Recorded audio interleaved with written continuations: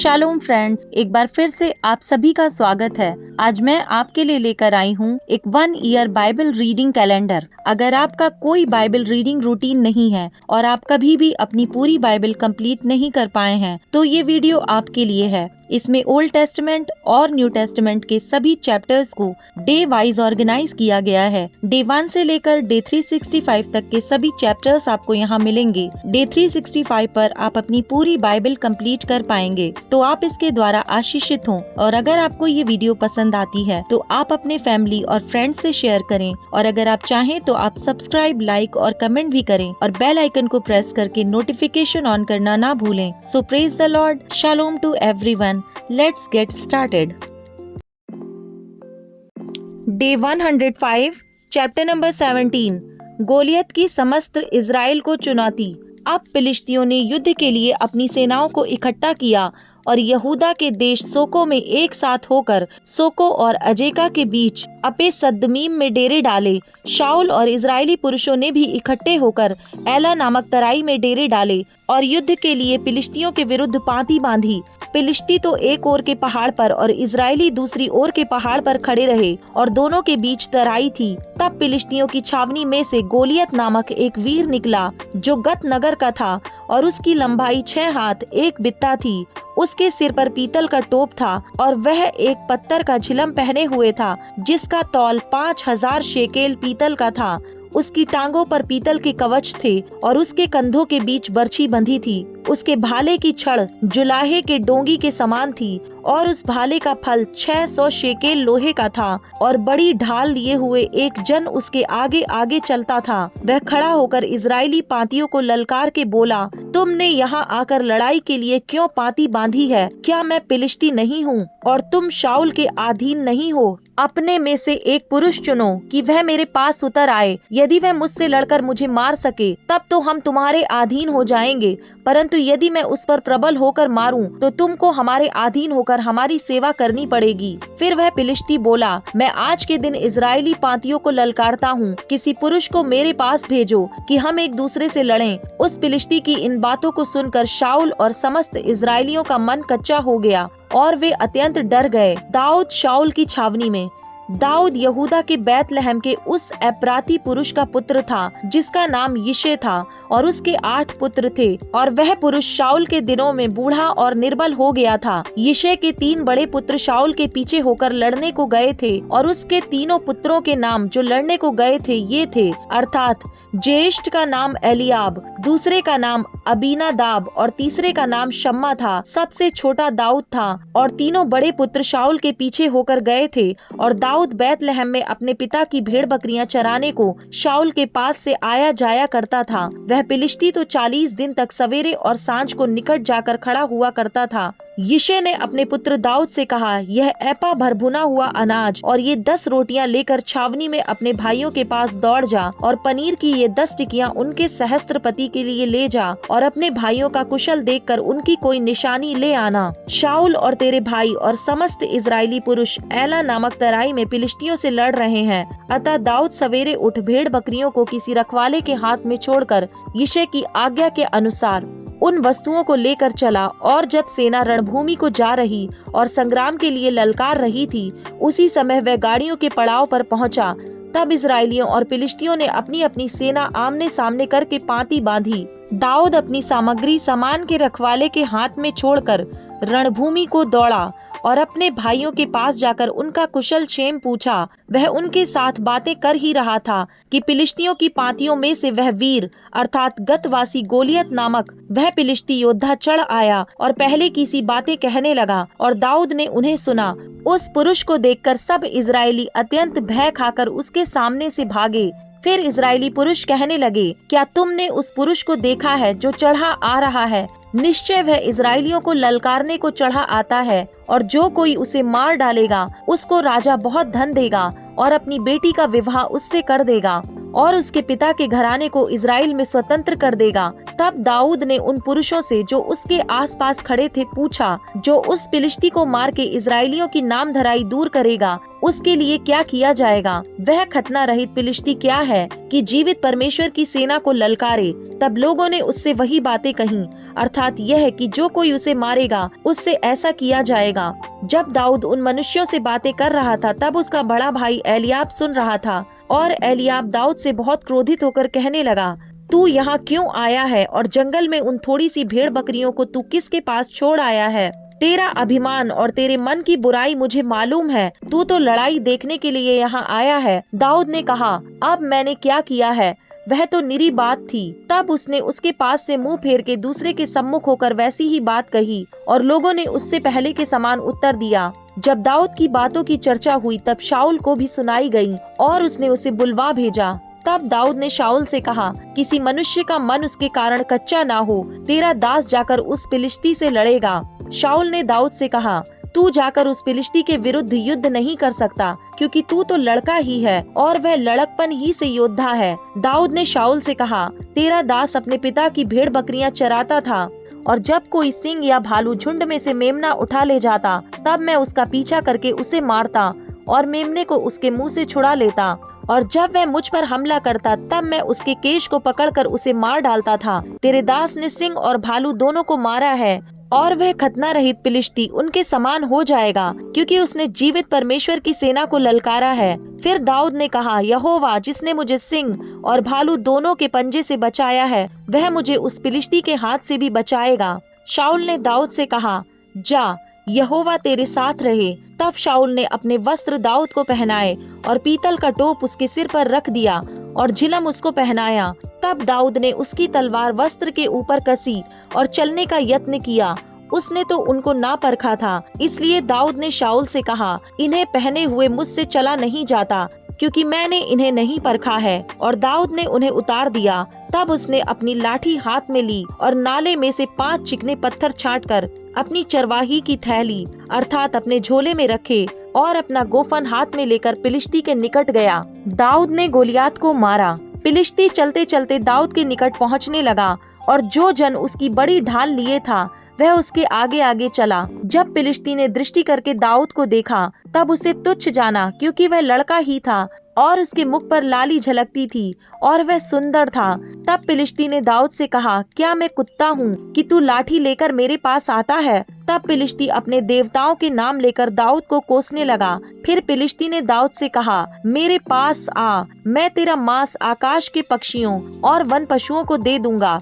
दाऊद ने फिलिस्ती से कहा, तू तो तलवार और भाला और सांग लिए हुए मेरे पास आता है, परंतु मैं सेनाओं के यहोवा के नाम से तेरे पास आता हूँ, जो इजरायली सेना का परमेश्वर है, और उसी को तूने ललकारा है। आज के दिन यहोवा तुझको मेरे हाथ में कर देगा, और मैं तुझको मारूंगा, और तेरा सिर तेरे धड़ से अलग करूंगा। और मैं आज के दिन फिलिस्ती सेना के शव आकाश के पक्षियों और पृथ्वी के जीव जंतुओं को दे दूंगा। तब समस्त पृथ्वी के लोग जान लेंगे कि इजराइल में एक परमेश्वर है, और यह समस्त मंडली जान लेगी कि यहोवा तलवार या भाले के द्वारा जयवंत नहीं करता, इसलिए कि संग्राम तो यहोवा का है, और वही तुम्हें हमारे हाथ में कर देगा। जब फिलिस्ती उठकर दाऊद का सामना करने के लिए निकट आया, तब दाऊद सेना की ओर फिलिस्ती का सामना करने के लिए फुर्ती से दौड़ा। फिर दाऊद ने अपनी थैली में हाथ डालकर उसमें से एक पत्थर निकाला, और उसे गोफन में रखकर फिलिस्ती के माथे पर ऐसा मारा कि पत्थर उसके माथे के भीतर घुस गया, और वह भूमि पर मुंह के बल गिर पड़ा। यों दाऊद ने फिलिस्ती पर गोफन और एक ही पत्थर के द्वारा प्रबल होकर उसे मार डाला, परंतु दाऊद के हाथ में तलवार ना थी। तब दाऊद दौड़कर फिलिस्ती के ऊपर खड़ा हो गया, और उसकी तलवार पकड़कर म्यान से खींची, और उसको घात किया, और उसका सिर उसी तलवार से काट डाला। यह देखकर कि हमारा वीर मर गया, फिलिस्ती भाग गए। इस पर इजरायली और यहूदी पुरुष ललकार उठे, और गत और एक्रोन के फाटकों तक फिलिस्तियों का पीछा करते गए, और घायल फिलिस्ती शारैम के मार्ग में और गत और एक्रोन तक गिरते गए। तब इजरायली फिलिस्तियों का पीछा छोड़कर लौट आए, और उनके डेरों को लूट लिया, और दाऊद फिलिस्ती का सिर यरूशलेम में ले गया, और उसके हथियार अपने डेरे में रख लिए। दाऊद का शाऊल के सामने लाया जाना। जब शाऊल ने दाऊद को उस फिलिस्ती का सामना करने के लिए जाते देखा, तब उसने अपने सेनापति अब्नेर से पूछा, हे अब्नेर, वह जवान किसका पुत्र है? अब्नेर ने कहा, हे राजा, तेरे जीवन की शपथ, मैं नहीं जानता। राजा ने कहा, तू पूछ ले कि वह जवान किसका पुत्र है। जब दाऊद फिलिस्ती को मारकर लौटा, तब अब्नेर ने उसे फिलिस्ती का सिर हाथ में लिए हुए शाऊल के सामने पहुंचाया। शाऊल ने उससे पूछा, हे जवान, तू किसका पुत्र है? दाऊद ने कहा, मैं तो तेरे दास बैतलहम वासी यिशै का पुत्र हूँ। Chapter number 18। जब वह शाऊल से बातें कर चुका, तब योनातान का मन दाऊद पर ऐसा लग गया कि योनातान उसे अपने प्राण के समान प्यार करने लगा, और उस दिन शाऊल ने उसे अपने पास रखा और पिता के घर लौटने ना दिया। तब योनातान ने दाऊद से वाचा बांधी, क्योंकि वह उसको अपने प्राण के समान प्यार करता था। योनातान ने अपना बागा, जो वह स्वयं पहने था, उतार कर अपने वस्त्र समेत दाऊद को दे दिया, वरन अपनी तलवार और धनुष और कटिबंध भी उसको दे दिए। और जहाँ कहीं शाऊल दाऊद को भेजता था, वहाँ वह जाकर बुद्धिमानी के साथ काम करता था। अतः शाऊल ने उसे योद्धाओं का प्रधान नियुक्त किया, और समस्त प्रजा के लोग और शाऊल के कर्मचारी उससे प्रसन्न थे। शाऊल का दाऊद से क्रोधित होना। जब दाऊद उस फिलिस्ती को मारकर लौट रहा था और वे सब लोग भी आ रहे थे, तब सब इजरायली नगरों से स्त्रियां डफ और तिकोने बाजे लिए हुए आनंद के साथ गाती और नाचती हुई शाऊल राजा के स्वागत में निकली। और वे स्त्रियां नाचती हुई एक दूसरे के साथ यह गाती गईं, शाऊल ने तो हजारों को, परंतु दाऊद ने लाखों को मारा है। तब शाऊल अति क्रोधित हुआ और यह बात उसको बुरी लगी, और वह कहने लगा, उन्होंने दाऊद के लिए तो लाखों और मेरे लिए हजारों ही ठहराया, इसलिए अब राज्य को छोड़ उसको अब क्या मिलना बाकी है। उस दिन से शाऊल दाऊद की ताक में लगा रहा।